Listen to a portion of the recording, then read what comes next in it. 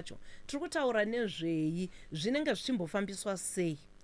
Yes, when we are talking of public procurement, we are talking of a government system whose aim is to acquire goods and services on behalf of government, which goods and services are then used by the state to deliver services. For an example, I know people are used to what are called the tenders. That is a typical example of public procurement.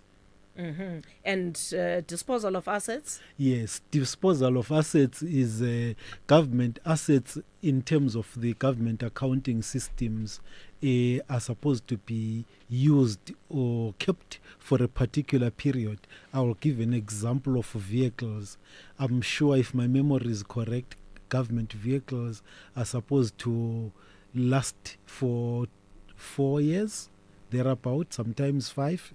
So at the expire of that 4 years, accountants will talk of something called depreciation. Yes, then those assets that have outlived their lifespan must be disposed of. So we are looking at a situation where the assets are no longer usable in terms of government standards and opt to be sold. Mm-hmm. Tinotenda zvikuru. I will come to you, Mr. Chivanga. If you can also share with us the barriers that persons with disabilities face in a in the public procurement process. Thank you very much, Spasiswe. And I really want to applaud the way you introduced the topic, and also to Becky how he defined the terms which you asked him to do. The barriers. I will speak about, say, 3 barriers, which the negative attitude, that is the attitudinal barrier. I will speak about the structural and the systemic barriers.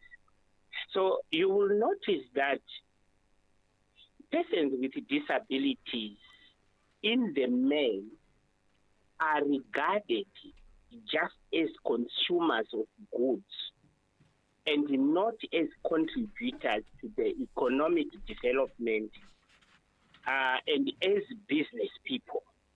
So it is an attitude that is embedded in our society. When they look at a person with disability, they look at him and just see as a charity case. They see him or her as just a consumer of goods and services. They don't have this understanding that they are also innovators and they can also contribute meaningfully and can run very successful businesses. You would also notice that when we talk of the structural and the systemic barriers, no persons with disabilities are in the procurement bodies. So the fact that they are excluded in the procurement bodies, the formulation of policies on procurement excludes the input of persons with disabilities, meaning whatever outcome that comes thereafter any deliberation would actually have excluded 15% of the population of this country who are persons with disabilities, although few of them will have businesses. So that's some of the barriers that we face as persons with disabilities. So society thinks persons with disabilities they don't have the capacity to do or perform at the same level with those without disabilities. Yet, if you assess and look critically, you would find we have very good, thriving companies owned by persons with disabilities. But you would find they are excluded when tenders are awarded. People underrate our capacity. They underrate our capabilities. And they become very limitative in their view of persons with disabilities. So those are some of the barriers. And the major one is attitudinal. Then when we talk of the access to the empowerment framework, you will notice now the structure and the system, the systemic barriers then will come into play. Thank you.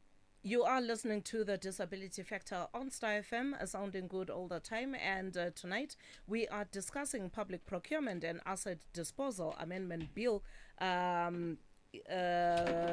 And the hearings that were conducted, where persons with disabilities shared their views on what they expect from this piece of legislation. And helping me with the discussion, I have in the studio Begitemba Mlauzi, a legal expert, and on the line from Masvingo is Mr. Henry Chivanga, a disability rights advocate. And and to you, our valued listener, please feel free to be part of this conversation. You can send in your contributions to 0772 162651, or you can follow us on Facebook at Star FM Zimbabwe. You can follow the conversation there, and you can also share your thoughts. Let me come to you, Mr. Mlauzi.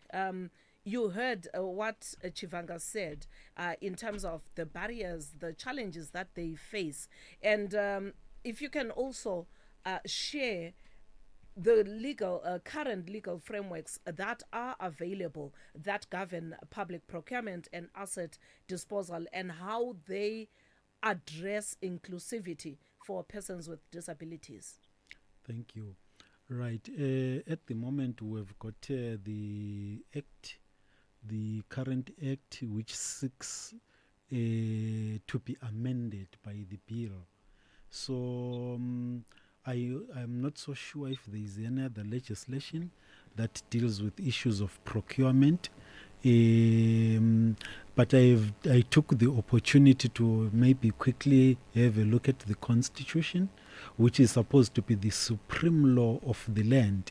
You find that there are various sections which, read together, tend to support the need and the importance of inclusive public procurement, I'll call it, or what we call preferential procurement for persons with disabilities. So there is Section 13 of the Constitution that refers to national development. There is also Section 14 of the Constitution. There is Section 20 that refers to youths. And then there is Section 22, specifically Section 22 subsection 3, that talks of improvement of quality of persons with disabilities. And of course, we've got Section 23. We've got Sections 83 that generally talks about the rights of persons with disabilities. So you find that the current law, as my brother has said, is potentially discriminating against persons with disabilities, which is a violation of Section 56 of the Constitution. Yeah. So besides that, we only have the National Disability Policy that talks about procurement, Section 3, subsection 221 of the National Disability Policy. Those are... There isn't much in terms of legislation that talks of, that refers to inclusive public procurement. Mr. Chivanga, if I can come back to you. Recently, the parliamentary portfolio committees on budget and finance, as well as public accounts committee, held public hearings on public procurement and disposal of public assets amendment bill. What specific policy changes are you or were you lobbying for that would improve inclusivity in public procurement? Thank you very much for that. And I would want to concur with Becky that the existing laws currently, apart from what is written in our constitution, we don't have an act of parliament that really, in terms of procurement, that includes persons with disabilities.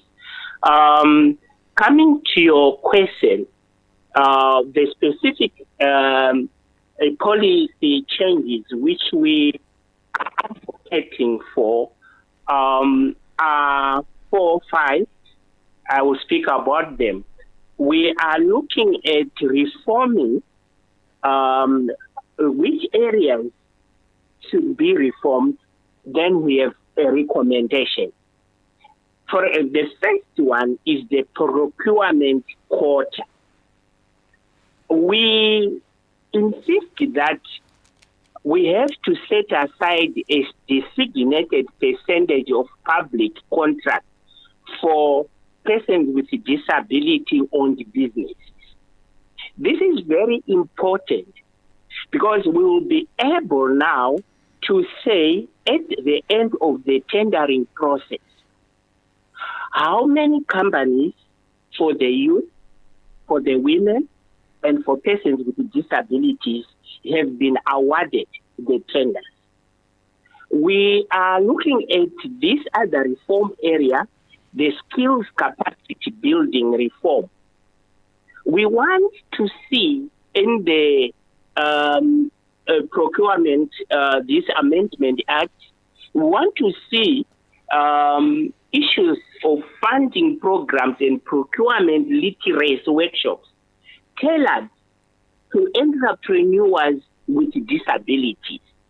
Because we strongly believe that without the necessary skills and the capacity, we will have these tenders running and no one with a disability and having a company will take them up because they don't understand the processes and the procedures.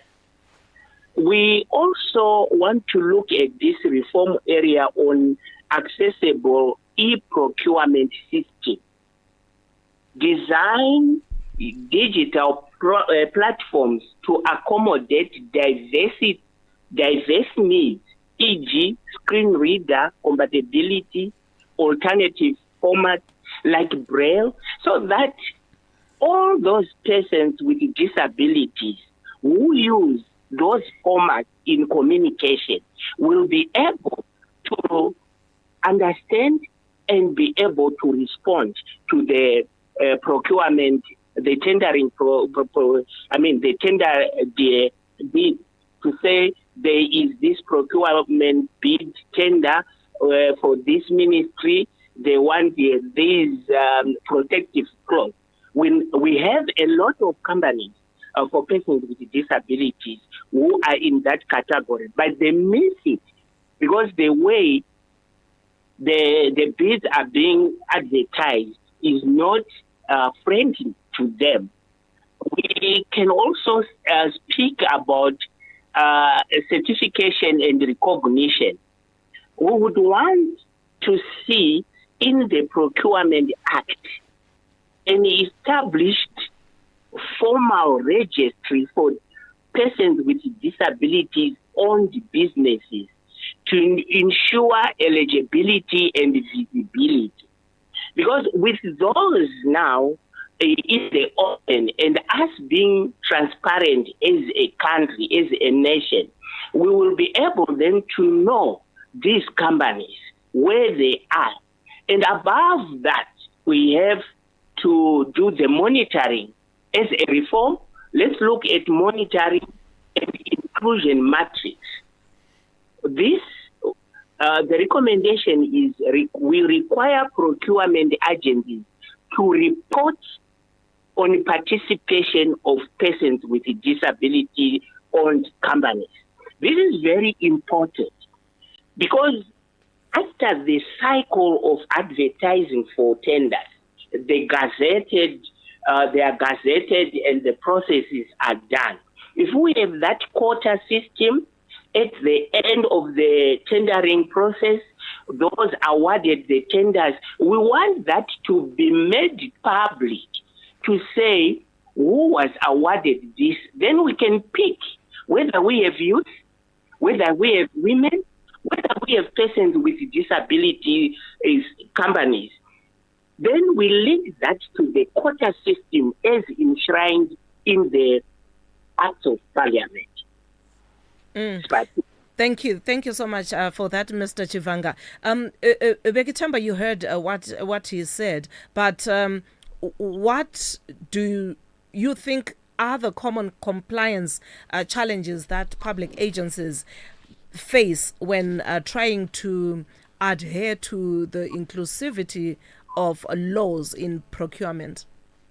The public agencies, right? Yes. Okay, right. Like he has rightfully said, it's just a question of flipping his answer and looking at it from the other way around.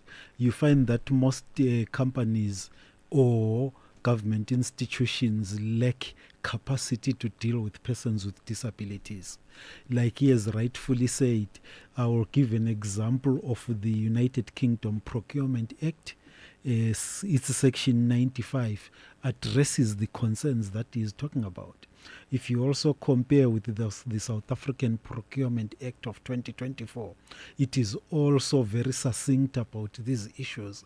It clearly articulates how persons with disabilities should be given preference in terms of procurement. So the challenge is, first of all, would emanate from the fact that the laws do not address these issues. Secondly, elimination of barriers is very critical. He has mentioned quite a number of barriers. It is very, very important to ensure that those barriers are eliminated, starting with the people's attitudes.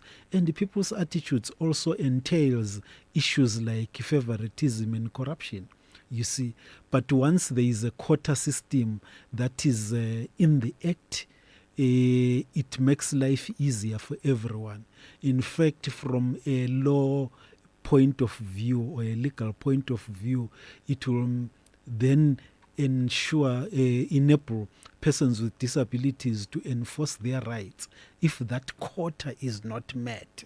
So it is very, very important for the government institutions to make sure that they look themselves in the mirror and try and understand where they are going wrong in terms of ensuring that persons with disabilities are accommodated and deal with the various issues, the issues of access, the issues of discrimination, the issues of not being compliant with the CRPD, given that our act that is CRPD compliant is yet to become law, and all those things. I can go on and on and on. Indeed, you are listening to the Disability Factor on your number one station, Star FM, sounding good all the time. And tonight we are discussing the Public Procurement and Asset Disposal Amendment Bill, hearing the views of persons with disabilities. Our time is now 5 minutes to 9. Yeah, so if you're just joining us, you can also be part of the conversation. You can send in your contributions, your comments to 0772 162 Mr. Mlauzi, Chivanga mentioned the issue accessibility to procurement platforms kuti ngange ari accessible vanenge vasingawone vange vachikwanisawo kupinda muzvirongwa izvi vachikwanisawo kubatidzawo muzvirongwa izvi. So how Or maybe let's talk about the legal reforms that you would suggest that would close the gaps in inclusivity within the public procurement and asset disposal. Yeah, I've had a look at the bill. Maybe that's my starting point. Clause 8 of the bill makes mention of persons with disabilities, but I am sure that the concerns of the disability community is that what is mentioned there is inadequate. And therefore there is need to expand to make it more clear. He has already mentioned the issue of quotas. He has listed quite a number of concerns that emanate from the disability community. So what that means is that in terms of reform, there is need to make sure that maybe there is more clarity in in addressing those issues that he has mentioned. There is also another option from a legal point of view, because there is a view that sometimes a law cannot address every legal thing. So the mere fact that the new act does mention something on disability may empower the minister responsible for the law once it is passed to then make regulations, what we call subsidiary legislation, to then address some of these concerns, which subsidiary legislation can be read in conjunction with the act. Thank you so much. Tinotenda zvikuru. Pane vari kupindawo vachitumirawo messages avo pa WhatsApp platform yedu. Ndiani uyu anzi people with disabilities should be given first preferences when those assets are being auctioned or disposed, if possible with a discounted price. Also be included in PRA's board so that they have a say in the tender process. They should also import goods duty free. This is Warrant Officer Class number 1. Chideme Ignatius Ngezi Barracks. Thank you so much for coming through with that contribution. Anzi tinotenda nechirongwa nedzidziso ne Mr. Live Wire Stanford Chuma representing Highfield. Tinotenda zvikuru. Rambai muchitumira mashoko enyu asi nguva dzedu ndo dzamanya. Vachivhanga nguva dzedu ndo dzamanya. Ngatitaurei pamusoro pekuti ma-public agencies aya angajyidzane sei nemi munomirira vane urema munharaunda dzamunenge muri during those procurement processes? Mazita zvikuru, nyaya huru iripo ndeyekuti if we have this in our culture to say we can't make a decision on behalf of someone who has the capacity to participate in that decision-making process. If we internalize that and we believe and live that, that's the first step that would ensure the agencies now hear the voices of persons with disabilities firsthand. Then from there, from the planning stage going onwards, we will be able then to negotiate, share ideas, find a way that is a win-win situation for everyone. Then the other aspect is we have to engage in terms of having workshops, bringing awareness of the need of inclusion. The need, we have to have that within us. Let's change the governance structure within the procurement agencies.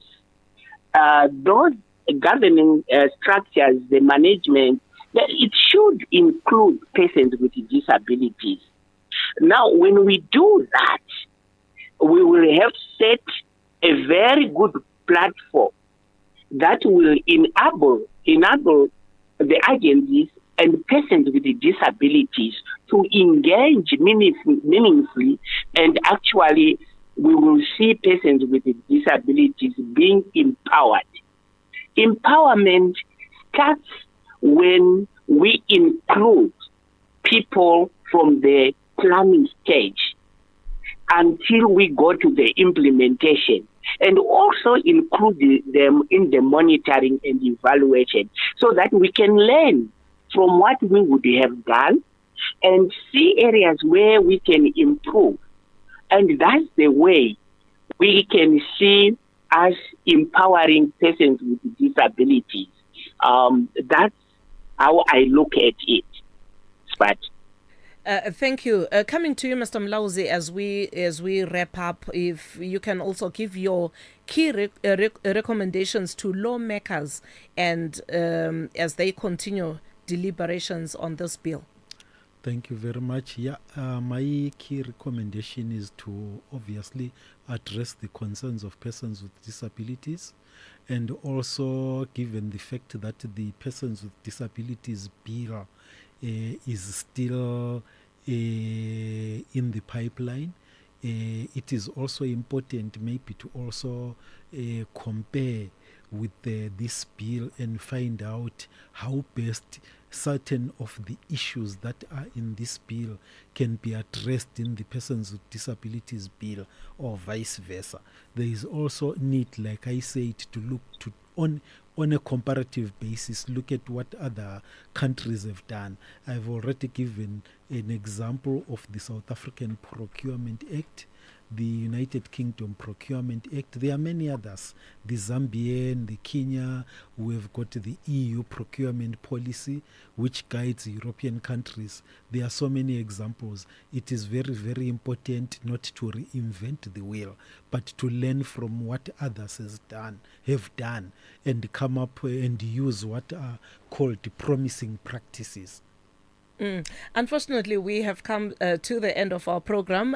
Ndoda kuti ndingovhara nemessage yabva kuna Mr. Livewire Stanford Chuma representing Highfield as well. Yanzi tinoda kuti kana tichipinza zvinhu kubva kunze kwenyika tinoda kuti zvive nyore kwatiri, dzingava mota nezvimwe, makore acho ave mashoma pane 5 years.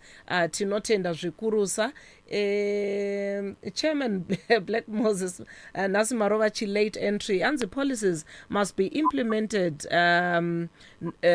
not only to be decorative and floral. Tinotenda zvikuru, Chairman Black Moses. But I want to thank my two guests tonight, Mr. Vekitemba Mlauzi, a legal expert, as well as Mr. Henry Chivanga, a disability rights advocate, who was joining us on the line from Masvingo. Thank you so much, gentlemen, for making time to talk to us. thank you very much for having me on the show. Thank you very much. Appreciation also goes to my producer, Mr. Norman Muchemwa. I'm Spatisiwe Mpofu. Catch me again same time next week on your number one station, Star FM, sounding good all the time. Up next is Zim Dancehall Overdrive with Templeman and Tanaman. Good evening. You've been listening to Disability Factor. Join us again next time on Star FM.